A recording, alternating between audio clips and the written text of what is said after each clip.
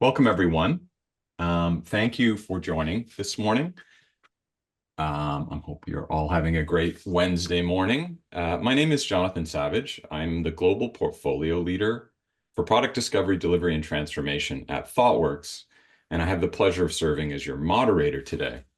I'm really excited to welcome you to today's virtual panel discussion on product engineering, navigating the intersection of software and hardware.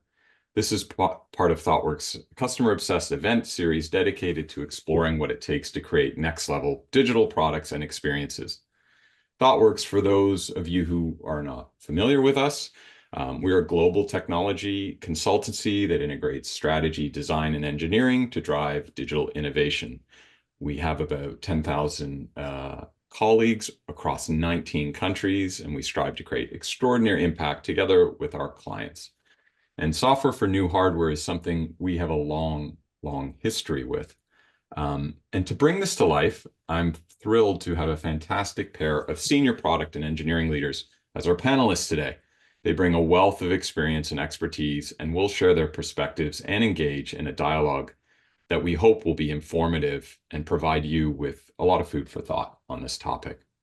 So without further ado, let me ask the panelists to introduce themselves. And I'm going to start with on the West Coast with you, Sam. Yeah, hi, my name's Sam Harris. I work at Ford Motor Company, where I'm the director of product for a part of the business called Ford Secure, where we're really focused on eliminating vehicle crime. I kind of specialize as a product leader in bringing software and hardware together, and something I've had the opportunity to do both at Ford and at some other places as well. Great. And David in New York. Yeah, hello. My name is David Buxfoldy, Director of Engineering at Peloton. I'm responsible for the software, yes, for our connected fitness unit. And so these are all the consumer products that people buy and then have in their houses. And with that, I mean, there's a lot of hardware and software work that needs to be done because we are a vertically integrated experience where we develop both the hardware and the software for all of this in-house. Prior to this, of course, I've worked over 2 decades in the product engineering kind of consumer product space. I'm sure you're familiar with a lot of the products that I've had a hand in creating.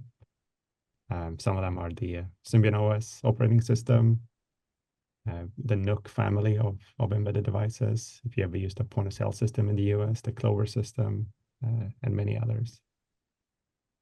So awesome. Pleasure to be here today, by the way. Yeah. Thanks, David. All right, let's get started. So there's no true definition of product engineering, but for me, product engineering in its essence is the process of designing, developing, and managing the entire life cycle of a product, from early concept to market release and beyond.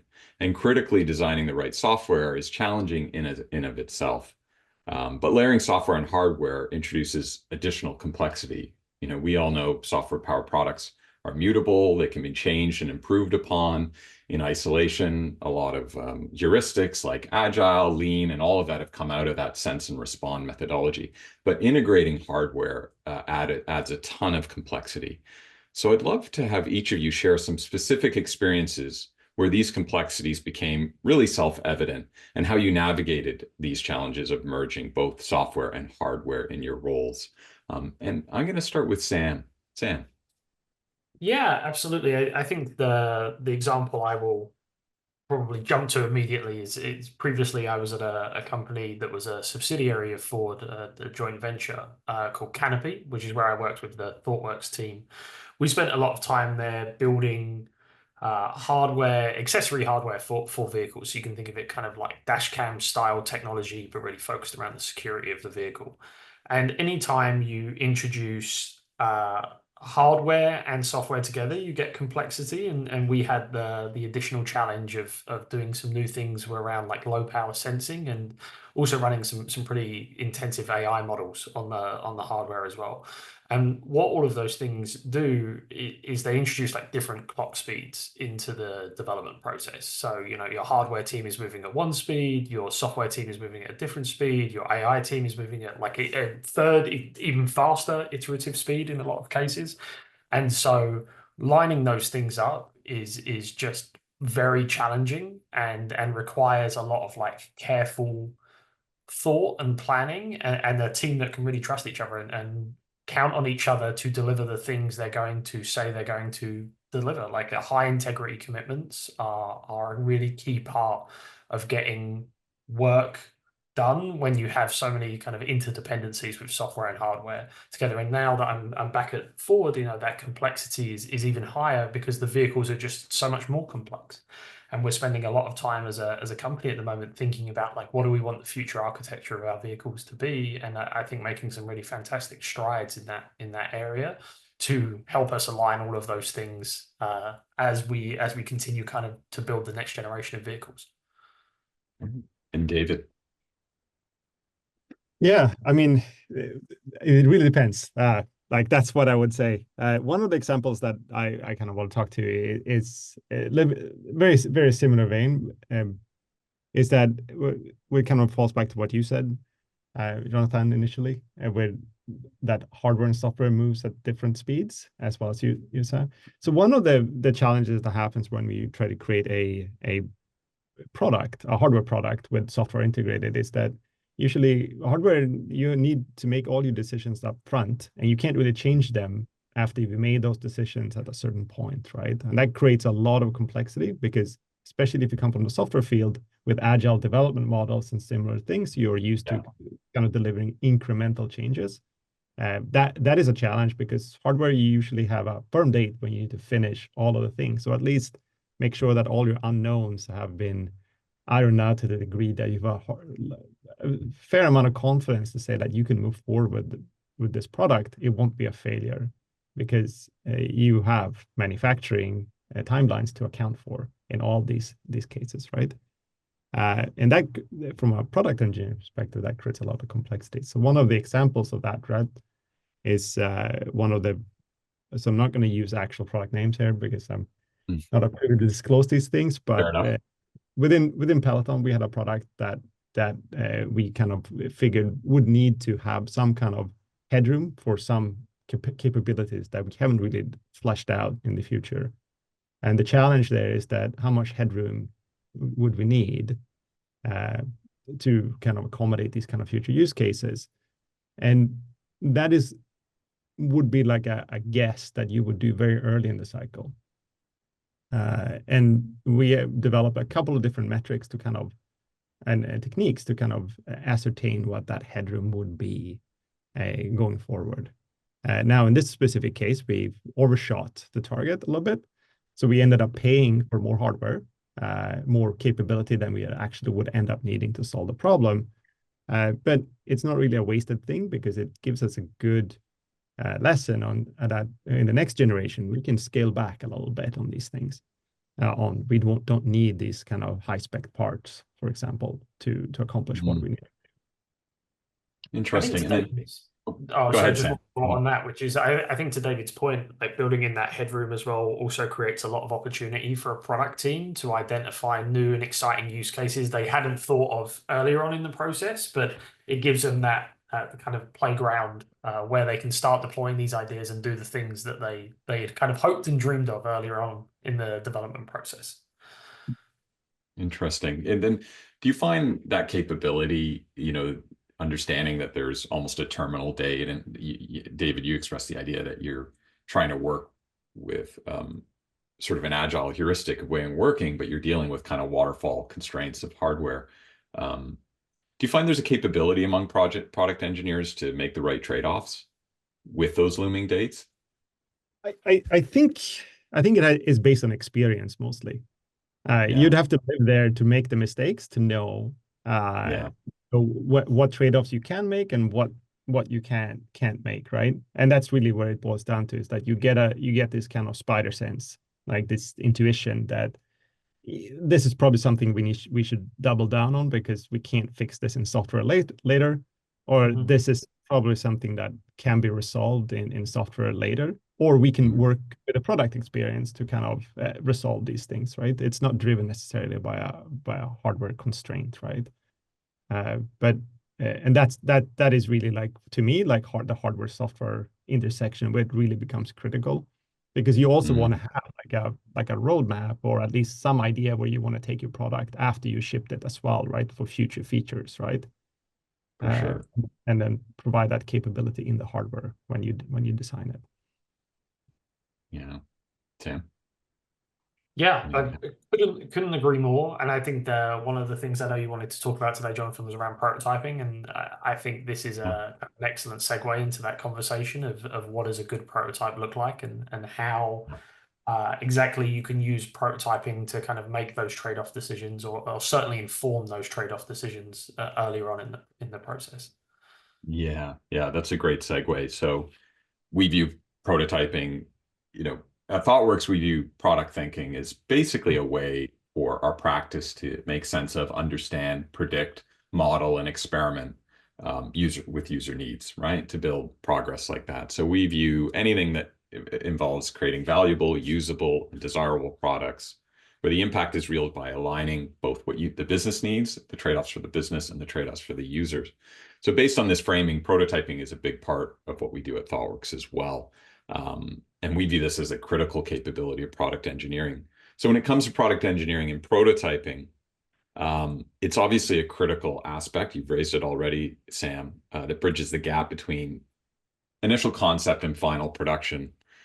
So in your experience, how does prototyping contribute to reducing risk, validating ideas, and speeding up in general, right?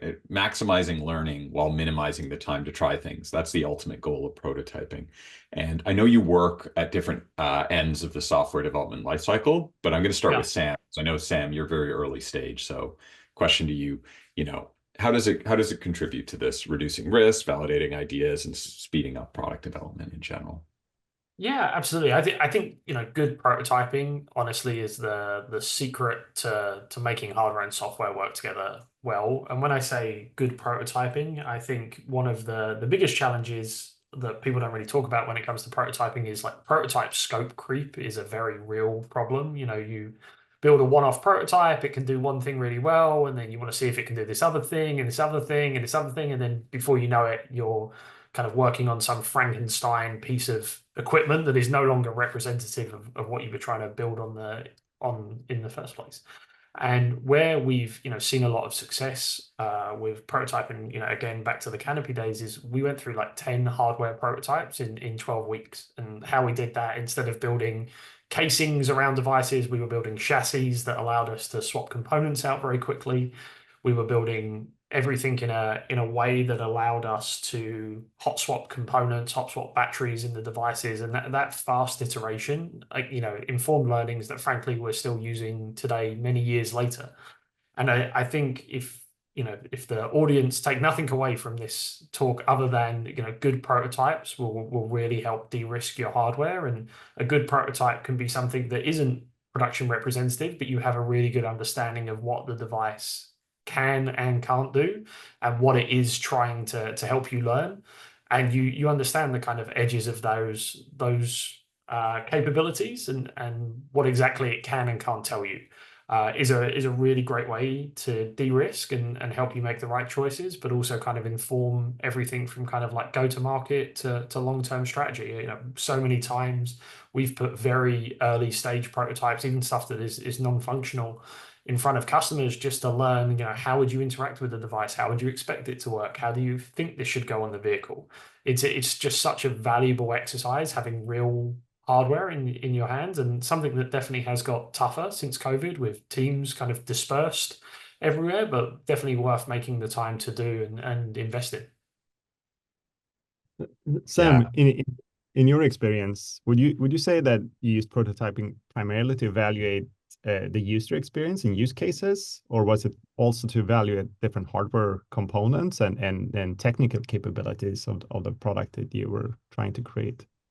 Yeah, that's a really interesting question. We tended to do both, but with two different sets of hardware. I think like we definitely had evaluation hardware where we were testing components that our engineering team was using to test all the different radars we were looking at or all the different cameras we were looking at. And our product team was maintaining kind of a separate set of like looks like production components to go test with users. Our installation for the Canopy device was something where we spent a lot of time on how does the unboxing experience work? How do you set the device up in the vehicle? How do you mount it to the rear window?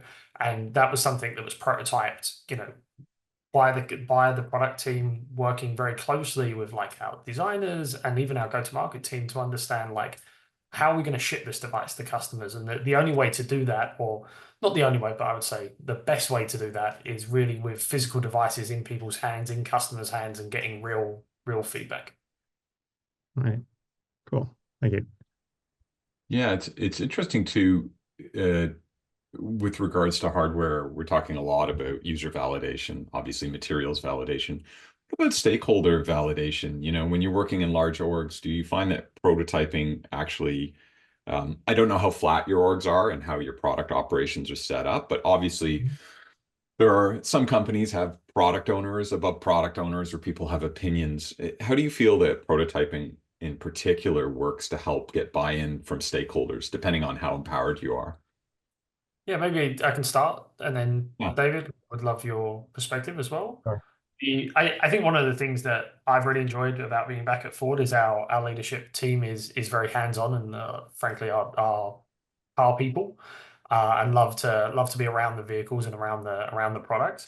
It Prototyping is something that has really helped us understand as well how not only like our customers are going to like perceive our products, but also like we have a lot of stakeholders at Ford around like our dealerships.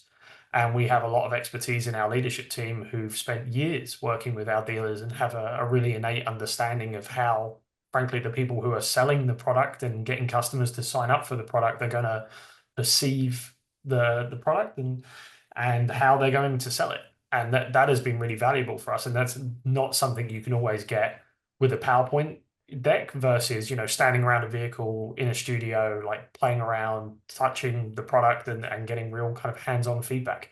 And that's something that at Ford, I feel like we've really been doing, frankly, like through all of Ford's history, is, real reviews around vehicles, and something that as we've become more of a software focused company, we're kind of continuing to do. And frankly, like later today, I'll be demoing to actually my current boss, who's soon to be the CEO of Peloton. We're demoing a feature we're releasing later in the year to him on a vehicle, like showing some prototypes before we demo it to the rest of the leadership team on a vehicle. So very exciting to get that opportunity to do the on vehicle demos as well. That's great.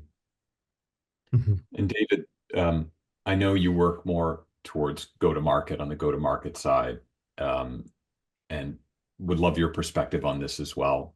Anything to add on what Ab- your focus is? Yeah, absolutely. I mean, providing a good fidelity prototype to people that are not part of the kind of the product engineering domain is really critical to get feedback, as Sam mentioned, right? Because I learned pretty early in my career that it's really hard to have to present a document or do a set of PowerPoint slides or have a meeting to discuss a product that you have very firmly envisioned in your head, whereas other people might not have the same kind of way to structure the view of that because you spend a lot of time thinking about it, right?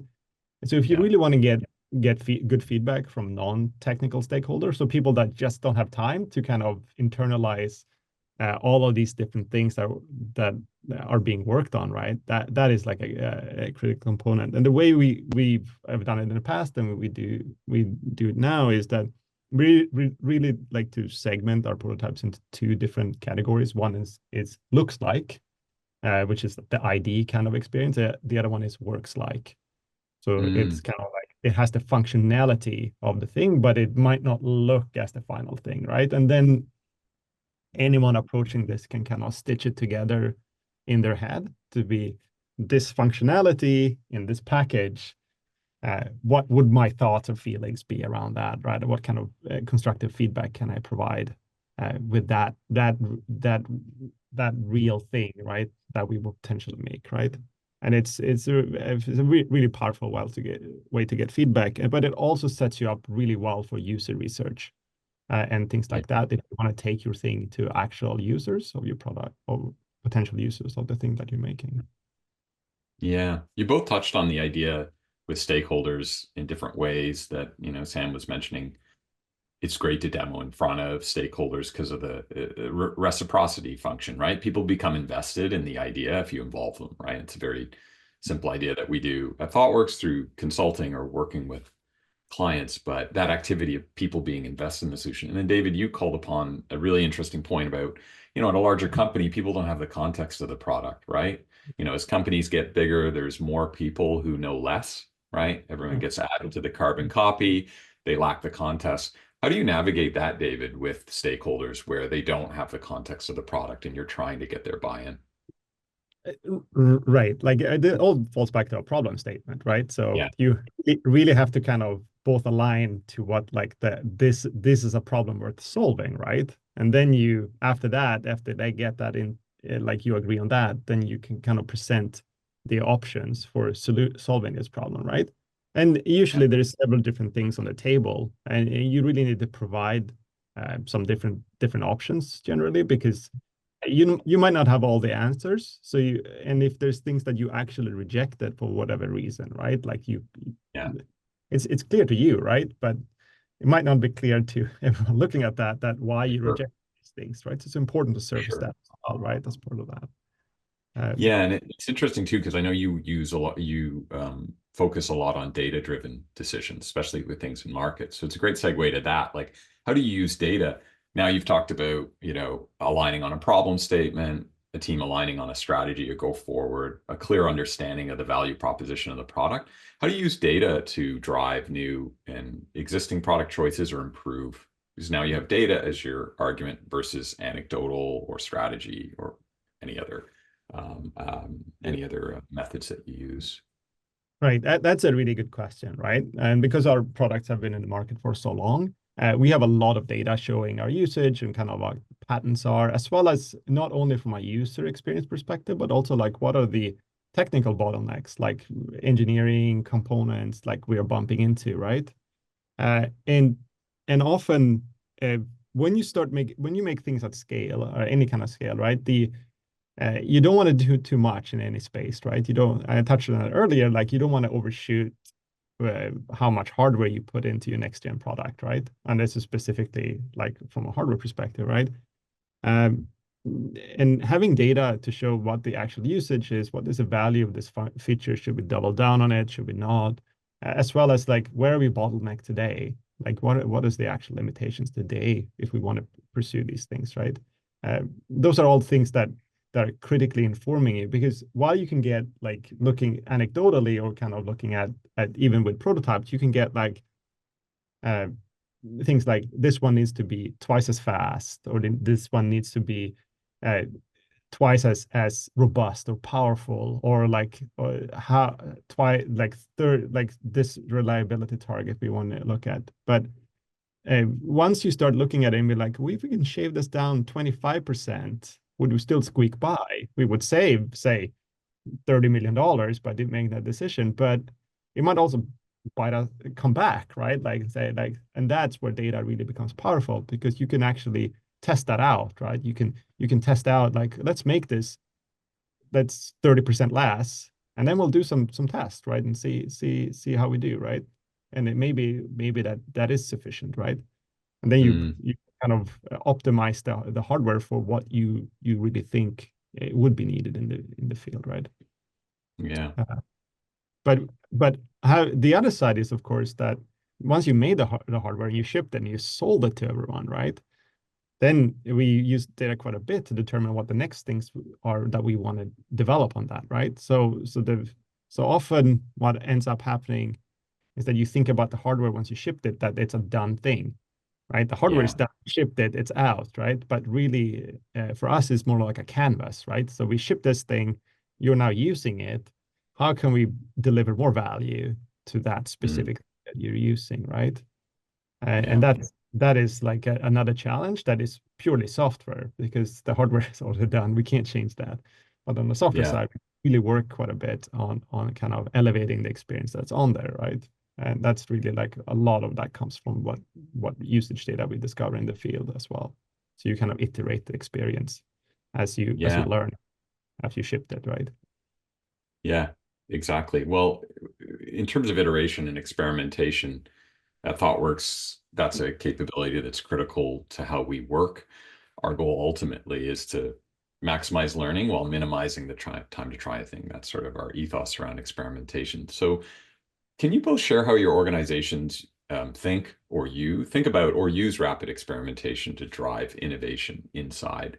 I'm going to start with you, Sam. Yeah, absolutely. It's something that we've spent a lot of time doing at Ford, and previously I've been part of a few teams at Ford that have been kind of solely focused on rapid experimentation. I think the thing is when you're a company the size of Ford and you're shipping 2 million vehicles a year at high prices, vehicles are a big investment for our customers, be they retail or fleet customers. Like it's really important that we are making decisions cheaply and quickly, because decisions that we make at the vehicle level tend to have massive impacts both in terms of timing and cost. It takes many years to develop a vehicle. And so where we're spending a lot of time now is what can we do to build platforms that allow us to experiment, particularly with the software on the vehicle, very rapidly, like driving vehicles that are able to test different kind of software configurations, so we can get feedback from our leadership team, from the engineering team, from the manufacturing plants.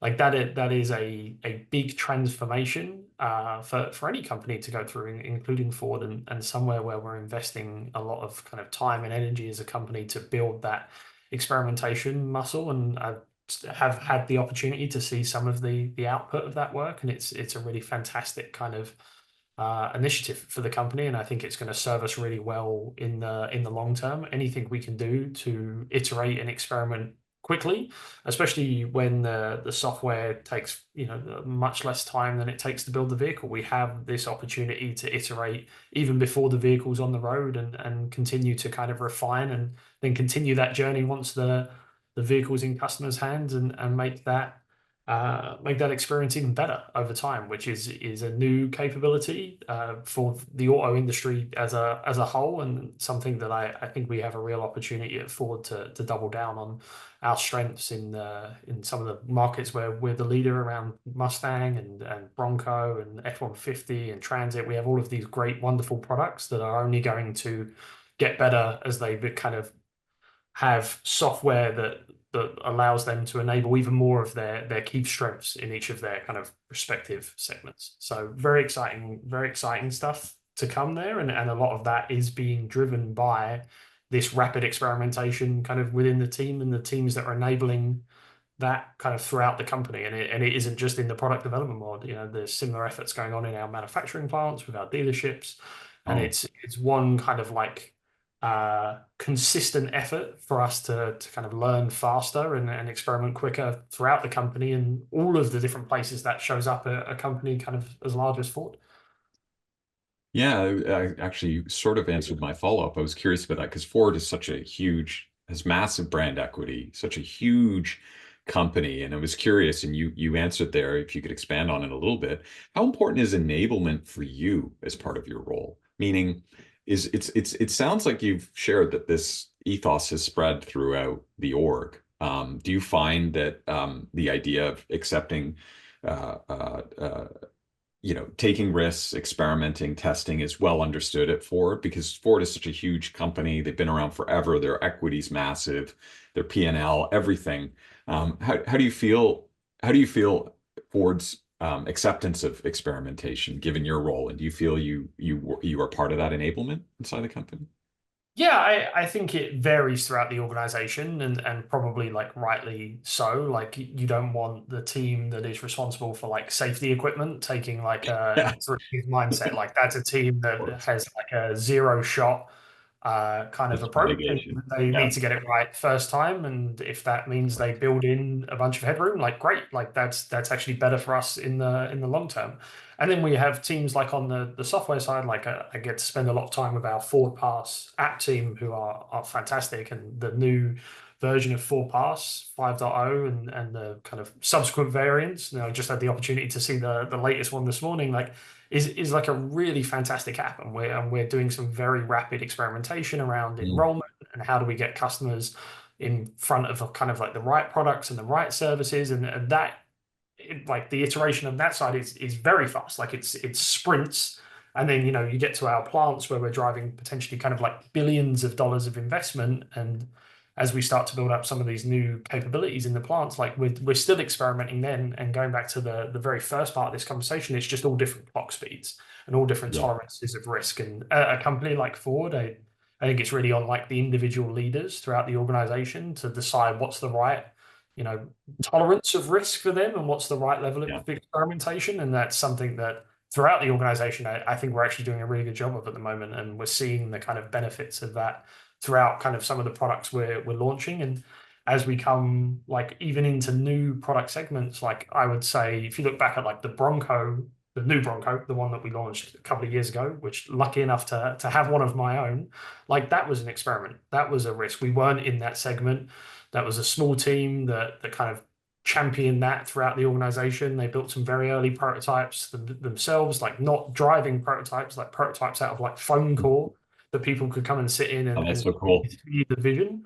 And we still have those prototypes in the Vault world headquarters, which is really cool. So it varies throughout the organization, and the tolerance is different throughout the organization. And that, frankly, I think that nuanced approach is actually the right way of doing it. That's great. And David, same question to you. How does Peloton think about experimentation? I know Peloton, again, is a modern product org as well, like Ford, large equity, large company. You haven't put seatbelts on your bicycles yet. Obviously, safety is less of a concern at Peloton, but how do you view experimentation at Peloton?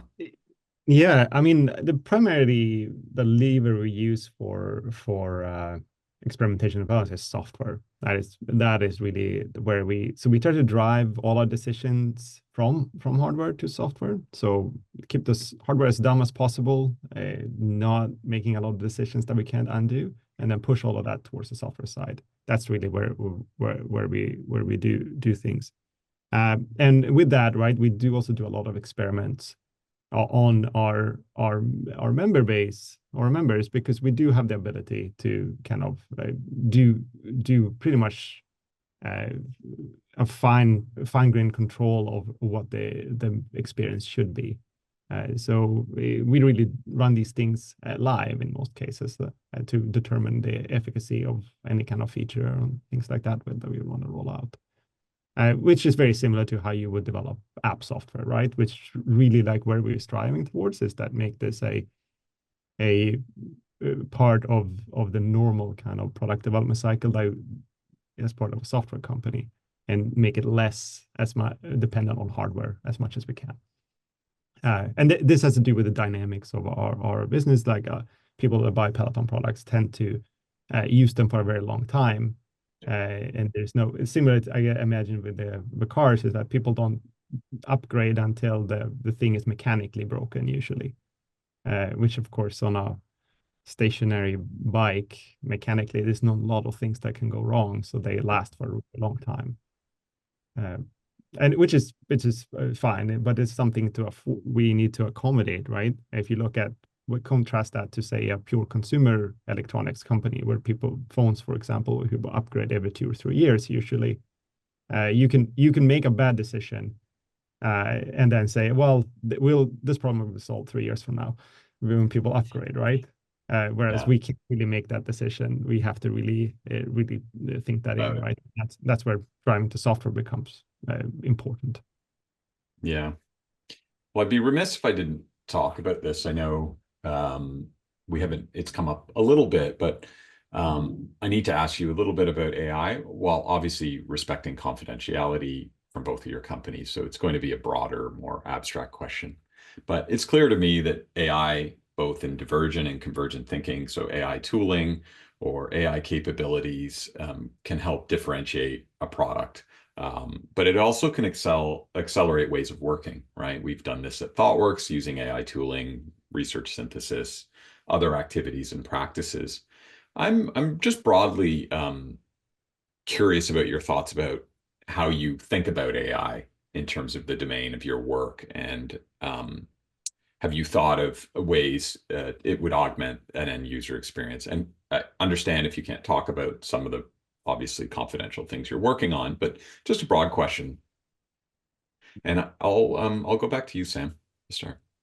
Yeah, absolutely. I think AI is a really interesting space for us to look at in terms of security. Like, there's a lot of work that goes into security, be that filing an insurance claim or just even, relaying to the police what happened, that is pretty kind of boring work, and honestly not something a lot of people put a lot of effort into. So I think there's absolutely opportunities for us to use AI to augment our existing capabilities and our existing, uh, call it like user experience throughout the company. I know there's a lot of teams thinking very hard about this at Ford, like throughout the organization at the moment. And then something we're really just kind of just stepping into on the security side as well. Throughout like even our product development and our experimentation process as well, I think we're finding a lot of capability. I expect probably every PM in my team today is using AI. We actually have a fantastic Ford LLM system that allows us to use all the different LLMs, and kind of rapidly swap between them and share kind of information there, that I know a lot of PMs, myself included, are using to help write PRDs better, find holes in PRDs as well, and kind of produce a better end product for our engineering and design partners to work from. And I do think it's one of those things where it's going to proliferate through kind of everything we do. And I think things will change, and probably change a little less than we expect. And we end up with higher quality outputs faster through that augmentation process. And that's really where we're already seeing some of that benefit at the moment, is taking the existing processes we have today and kind of leveling them up by including some element of AI throughout the entire process. Right. And David? Yeah, I mean, it really breaks down into two aspects, as Sam pointed. One is tooling, or tools that you use, right? We leverage AI tools to increase your productivity, which we do already across the board, both in product development, but software development, in other areas. The other one is the member experience, and making that, elevating that, right? Which we also already do. Both with the way we personalize the content that you see, and provide recommendations. We have a guide function to provide rep counting on form feedback as people do exercises in their house with a guide product, which also uses machine learning models to do this.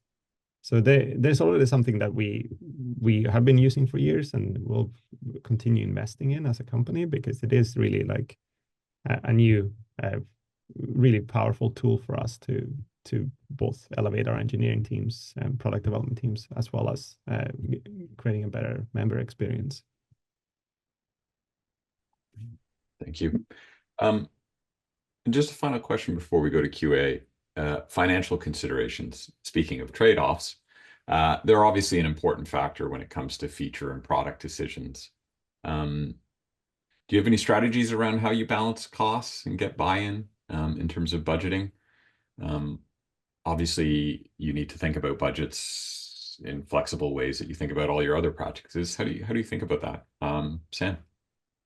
Yeah, I mean, cost considerations are really critical when it comes to hardware development, especially software. I think you have a little bit more flexibility to kind of change post launch. But when it comes to hardware, if you're tooling up a manufacturing plant, you're paying for the tooling, you're paying for the plant, and then if you're paying for components, you have to pre-buy components. Those costs can get very high very quickly, especially if it's hardware that you don't know that you have a use for just yet.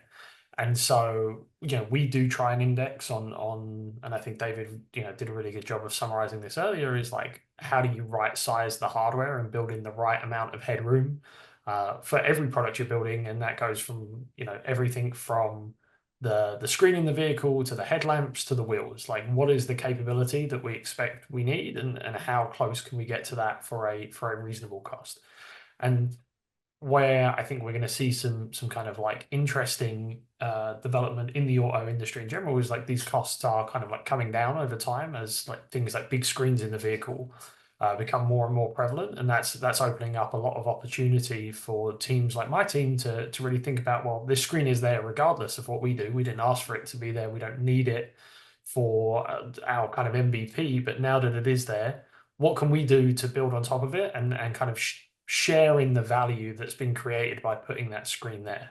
So I think as we start to see opportunities for multiple teams to take advantage of the hardware that already exists, we're going to see a lot of like exciting capability come to the market for a relatively low cost, which again, I think is going to be a really exciting time to be in the automotive industry. And David. Yeah, I mean, that's a really good question. And I wish there was an easy answer to this, but there's not really, right? It really boils down to your what are your goals, right? Like essentially, like how much are you planning to sell whatever this you're selling for? What is the different market sizes at the different cost you're looking at, etc. Because unlike, for example, slightly different challenge than I think Ford has, where the electronics that go into the car is just a fraction of the total cost of the vehicle. In our case, the electronics that go into the product is a significant part.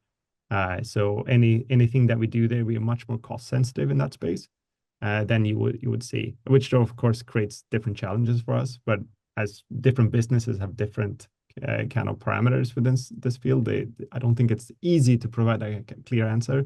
And even within Peloton, it really depends on the product itself and the size of the market that we see, as well as what is the potential ROI on this, right?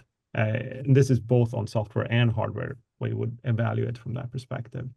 Is the investment worth it? And then what is the actual net cost onto our hardware platforms to add this capability or add this specific feature that we're looking for? Great answer. That's great. So we're going to go to the Q&A. We have a couple of questions. We'll talk that, and then I'll leave with some final thoughts from both of you to wrap everything up. So the first one, what would you all consider the core capabilities of a strong product engineer? Does org play a role, or are they largely industry agnostic? David? Yeah, Sure. sure. So a good product engineer is focused on the problem and not necessarily technology, but they also take an end-to-end view of what they want to solve. So they don't just look at their piece. So you might have someone that's an electrical engineer or a software engineer or a mechanical engineer, but they are really concerned about the whole end-to-end experience. And they're looking at specifically the problem they're trying to solve. And that really what makes a good product engineer. And I mean, this is just my opinion, but I think that is appropriate across the board in all organizations. The organization can hinder that by putting up roadblocks, but with the right people, it won't necessarily like to facilitate. There's nothing you can do as an organization to kind of facilitate that, in my view. People, either product engineers do have that kind of interest, or they are more focused on the specific technology, which also has a place inside of the organization. It's just that that's more focused on specific expertise in one area, in one domain. And usually you would have both on a project, because you would need an SME on something that someone that really knows the specific technology really well and have a really in-depth experience. But then applying that to the actual product experience would require a different type of engineer. I think just to add to that as well, like a real core capability of a product engineer is creativity. In general, I think engineering is actually a creative endeavor and frankly more creative than a lot of people give it credit for. But product engineering, especially when you don't have a clear-cut solution or even a clear-cut technology that you're going to use to solve the problem, you have to be creative and think very broadly about what are the potential ways I can solve this problem, and frankly, is this even a real problem? There's a lot of times that problems that are suggested or people want to go solve, when you actually get out and you validate them, you find that either they're not real or people are already working around them and they're happy with the workaround and there are other higher priority things to go do. So there's an element of like combining creativity and logic in a product engineering role that is, I think, pretty unique and pretty special when it comes to being successful in that role. Great. Sam, I'm going to ask you this question as well to start, because it's more on the discovery side. Does foresight ever play a role in what you do? So how close can you get to a crystal ball to determine demand in a market in the future, given the timeline constraints that come with hardware? So Imagineering, foresight, strategic futures. Does that practice come into play in any of your practice? Yeah, and absolutely. And with the caveat that you're almost always at least partially wrong about what the future holds. But when you're kind of predicting hardware out potentially like 3-4 years into the future, which is like vehicle program timing roughly, like yeah, absolutely. Like you have to kind of guess where the market's going to be, and to use an American sports analogy, skate to where the puck is going. And I think the one advantage you have is everyone else is doing the same thing as well, right? Like there's no one in the industry who's building a car in 3 months. And so you get the opportunity to kind of as an industry kind of see where the the the kind of customer need is heading, I guess is probably the right way of phrasing it. And try and predict that. And needs evolve very quickly. And like I'll give you a good example of that from the security space is like we are seeing that like home security systems are really shaping customer expectation when it comes to what they expect their vehicle security system to do. Mm. And so not only are we kind of futuring where vehicle security systems are going to be, but also where home security systems are going to be, because they are what's are setting that expectation for the customers. And so it's all about looking not only your work and kind of being blinded by, I'm just going to get tunneled in on what I'm doing, but also looking at the industries around you and where else are customers kind of getting that need fulfilled, even if it's not exactly in the same way. And how do I look to them for inspiration, but also try and stay ahead of them as well. Yeah, that's really interesting, especially with home security, right? So you have people Yeah, habituated on what a camera can do already, right? As you enter the absolutely. market. And that provides an interesting perspective. And it David, and I'm it going to ask doesn't a matter. I was so, just going to point like, yeah, for vehicle security is much more challenging because we don't have the home Wi-Fi, we don't have unlimited power that comes with being in a home. You yeah, never worry about your home running out of battery or running out of range. yeah, So we have all these extra constraints, and frankly, like users don't care. Like that's they not don't, yeah. something that they're sympathetic to or even aware of, right? Like it's our job to meet that expectation with the constraints we have, and still deliver that kind of comparable user experience. Right. David, I'm going to ask you because we've got 5 questions. I'm gonna throw the next question to you, David. How do you evaluate and integrate emerging tech into your existing products with the practice? Yeah, I mean that's a really good question. So the way I look at it is that emerging tech is something that you buy right now, but it's really expensive, and no one would pay that much money for this specific thing, and it works a little bit wonky. And the way, at least from my experience, the best way to do that is that you just start playing around with it, and you see if it actually solves any of the problems that you're actually concerned about, and you get warm with that technology, and then if the technology takes off, like it actually is something that other companies or people have think is useful, the cost will come down, and then you're already there, and hopefully you've also established a dollar value. What, like, if we add this specific thing, this is worth X dollars to us, and then you will find out like there's a specific price point where you can strike, right? And then you can forecast. Usually hardware vendors will give you like a timeline roughly which year they think that the cost of this thing will hit your limit, and then you can start planning for that going forward, that this is the time where the cost will be.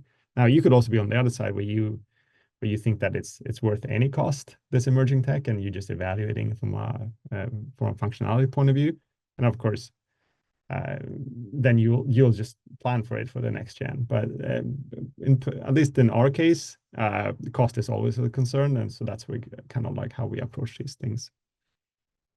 Makes sense. And then with regards to legacy systems or technical debt, how do you think about that?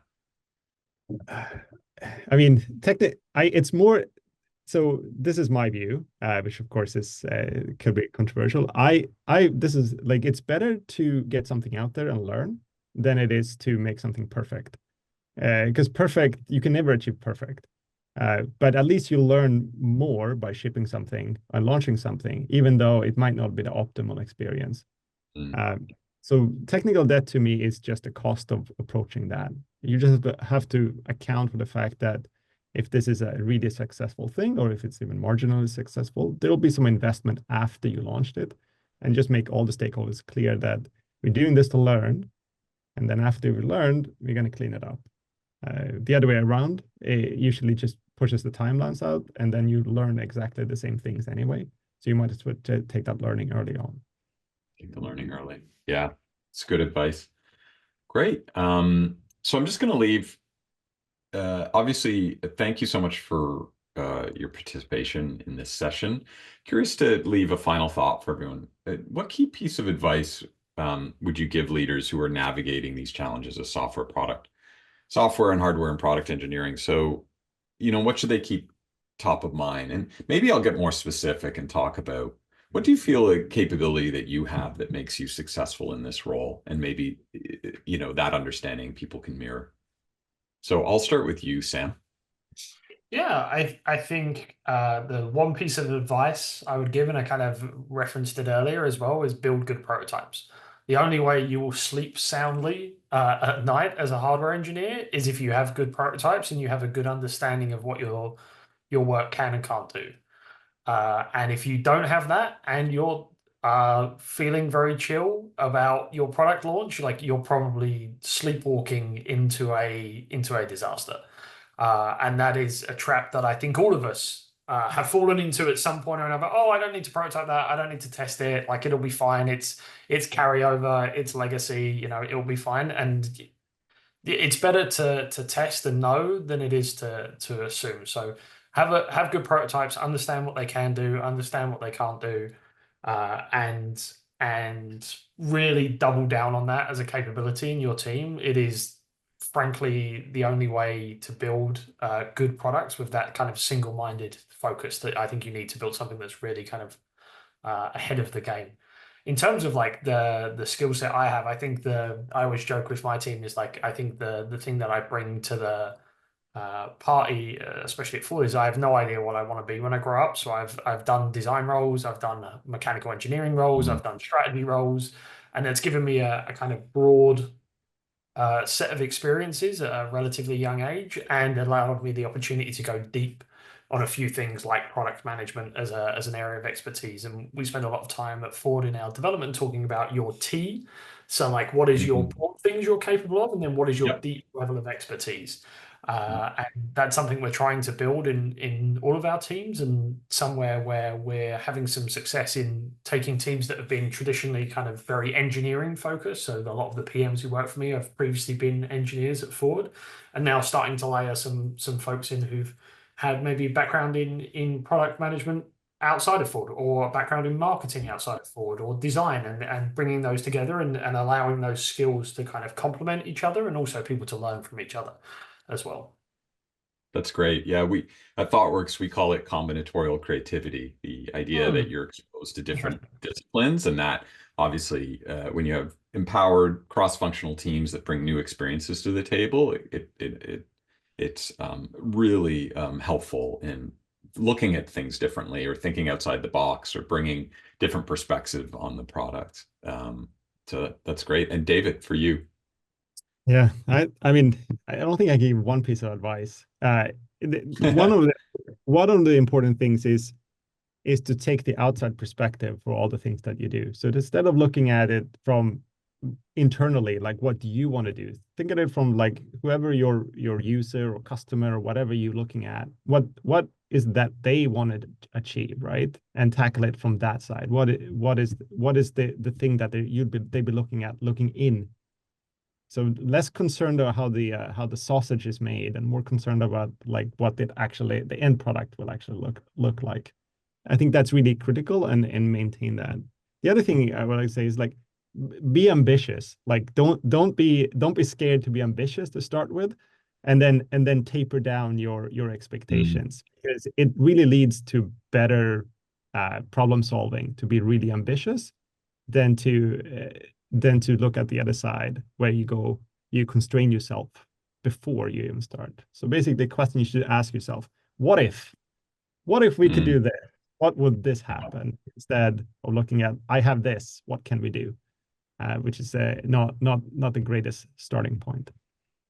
Yeah, agreed. I mean, a lot of what you said, and I think we spent the full hour chatting around product thinking capabilities, around prototyping to learn, experimentation, risk-taking, customer centricity, hands-on learning, all of that this has been a fantastic conversation. So I'd like to thank both David and Sam for their time and participation.